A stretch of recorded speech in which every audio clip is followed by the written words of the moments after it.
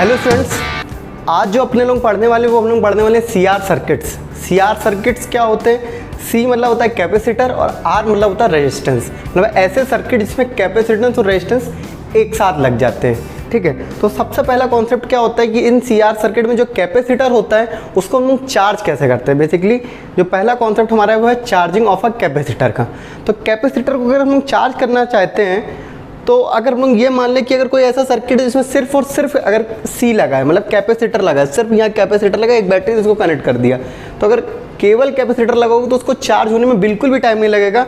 उसका अगर हम ग्राफ बनाएंगे तो T versus Q versus T का ग्राफ बनाएंगे तो Q0 आएगा, मतलब T इक्वल टू 0 पे ही, मतलब बहुत ही कम सेकंड में जैसे ही आपने लगाया तुरंत वो उसको चार्ज कर देगा, अगर सिर्फ और सिर्फ कैपेसिटर लगा हुआ है। लेकिन अगर कैपेसिटर के बाद जैसे कि हम लोग यहाँ बात कर रहे हैं सी आर सर्किट की, अगर उसमें रेजिस्टेंस भी लगा है तो वो करंट के फ्लो का क्या करेगा? अपोज करेगा। तो वहाँ पर जो करंट जो हो रहा होगा, जो चार्ज कर रहा होगा, वो उतनी जल्दी नहीं कर पाएगा। अगर उसका अगर हम ग्राफ देखेंगे तो ग्राफ जो हमें मिला है उसका चार्जिंग का, वो अगर मान लो ये Q0 है जो हमारा पीक टाइम था फुल्ली चार्ज होने में, जो चार्ज था Q वर्सेस T के ग्राफ में, उसका ग्राफ कुछ ऐसा करके मिलेगा एक्सपोनेंशियली। मतलब ये यहाँ पर पहुँचेगा कब? T इक्वल टू इन्फिनिटी पे भी ये इसके पास नहीं पहुंच पाएगा जो हमारा चार्ज था Q0, जो यहाँ पर इंस्टेंटेनियसली हो जा रहा था वो इन्फिनिटी टाइम पर भी नहीं हो रहा है। तो आप समझ सकते हैं कि रेजिस्टेंस की वजह से कितना ज़्यादा अपोज होगा। तो उसी के लिए क्या किस तरीके से उसकी इक्वेशन क्या होती है, कौन कौन सी चीज़ों पे वो डिपेंड करता है, इसको आइए हम लोग डिराइव करते हैं। ठीक है, हम लोग एक सर्किट ले लेते हैं, इसमें ये देखिए एक C लगा, ये R लगा, ये बैटरी V लगी है। ठीक है, ये एक लूप है आपका ABCD।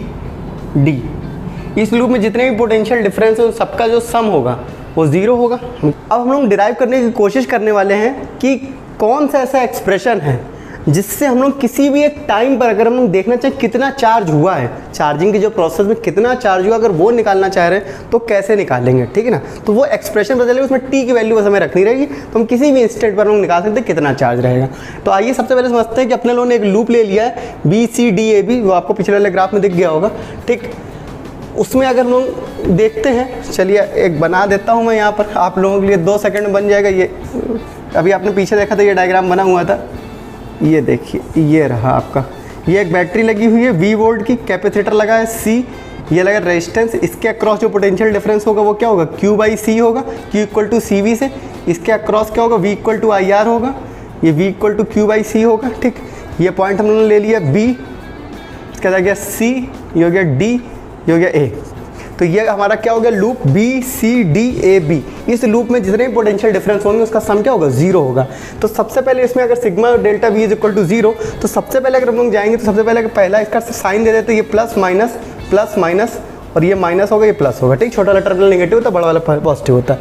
हमें मालूम है कि हम लोग एक साइन कन्वेंशन ले लेते हैं कि जो पहला वाला टर्मिनल होगा उसका ही साइन अपने लोग लेंगे। तो यहाँ जो पहला वाला साइन है प्लस का है, तो प्लस का Q/C हो गया। ठीक, फिर आ गया प्लस का, यहाँ पोटेंशियल डिफरेंस के अक्रॉस क्या? I इंटू आर, ये हो गया I इंटू आर। फिर आगे आएंगे तो पहला वाला क्या है? निगेटिव है, तो माइनस का V इज इक्वल टू 0। ठीक, अब Q/C को हम लोग Q/C लिखे रहेंगे, I को हम लोग क्या लिख सकते हैं? dQ/dt। I इक्वल टू क्या होता है अपना? dQ/dt, तो हम लोगों ने dQ/dt लिख दिया, into R minus V is equal to 0। अब हम लोगों ने क्या कि dQ/dt को एक तरफ कर लिया, बाकी V को उधर ले गया तो पॉजिटिव का V हो गया, Q/C पॉजिटिव का तो उधर ले गया माइनस का हो गया, माइनस Q/C, और R को नीचे डिवाइड कर दिया तो V minus Q/C divided by R हो गया। ठीक, अब dQ के नीचे ये वाला टर्म निकल के आ गया और dt के नीचे ये वाला टर्म लेकर आ गया। अब हम लोगों ने लिमिट पुट कर दी कि जब 0 होगा, टाइम 0 होगा, तब तो कोई चार्ज होगा नहीं। फिर हम लोगों ने मान लिया कोई T equal to T time पे कोई चार्ज Q होगा। ठीक, अब हम लोगों ने इसके बाद क्या किया? इसको यहाँ पर हम लोगों ने लगाना चालू किया, तो V को हम लोगों ने कॉमन ले लिया, V को कॉमन लिया तो 1 माइनस Q/CV हो गया। ठीक, अब हम लोगों ने Q/CV के बाद तुरंत इसको हम लोगों ने यहाँ पर रख दिया। ठीक, इसको इंटीग्रेट करने की कोशिश कर रहे हैं, 1 माइनस Q/C। इसका इंटीग्रेशन क्या होता था? अगर आपको याद होगा तो 1 माइनस, ये क्या है? 1 माइनस x का इंटीग्रेशन, जैसे कि आपको याद होगा 1/x, a माइनस x का इंटीग्रेशन क्या होता है? ये होता है log x, log a minus x। और जो भी इसका कांस्टेंट है, मान लो यहाँ पे b है, b अगर कांस्टेंट है तो यहाँ पे डिवाइड में आ जाता माइनस का b। ठीक, तो उसी तरीके से आपने क्या देखा कि ये क्या है? Q चूँकि इसके साथ वेरिएबल, बाकी कांस्टेंट, यानी कि 1/CV जो है वो कांस्टेंट है, तो यहाँ पर भी 1/CV माइनस का आ जा रहा है। ठीक है, ये जो कांस्टेंट वैल्यू थी वो क्या आ जाएगी? नीचे आ जाएगी, और V जो कॉमन निकाला था वो बाहर आ गया, तो V से V कैंसिल हो गया। अब उन्होंने लिखा 1 minus log it C V हो गया, ठीक। ये ln में हम लोगों ने ले लिया है, माइनस का 1/c जो है वो आपका इधर मल्टीप्लाई हो गया, तो माइनस का टी सी इंटू आर हो गया, ठीक। अब ये जो e है एक्सपोनेंट की पावर ले लिया, एक्सपोनेंशियल, तो e की power minus T by C R हो गया, 1 minus Q by C V हो गया। सी वी का क्रॉस मल्टीप्लाई कर दिया एलसीएम लेकर, तो सी वी माइनस क्यू, और वो सी वी को इधर मल्टीप्लाई कर दिया, तो C V into T power minus T by C R हो गया। क्यू एक तरफ रखा, सी वी दूसरी तरफ ले गए, सी वी कॉमन निकालिए, 1 minus T upon C R हो गया। सी वी को हम लोग क्यू नॉट लिख सकते हैं, तो Q equal to Q not 1 minus T upon C R. ये हमारा आ गया एक्सप्रेशन क्यू का चार्ज का किसी भी एक इंस्टेंट पे निकालने का, ठीक। अब यहाँ पर जो c इंटू आर होता है उसको हम लोग टाइम कांस्टेंट भी बोलते हैं। यहाँ से एक और एक्सप्रेशन निकल के आ जाता है टाइम कांस्टेंट का एक्सप्रेशन, वो क्या होता है, q equal to Q not और 1 minus T by tau C. Tau C क्या होता है, टाउ सी वो टाइम होता है जहाँ पर जो चार्जिंग होती है 63.2% हो जाती है।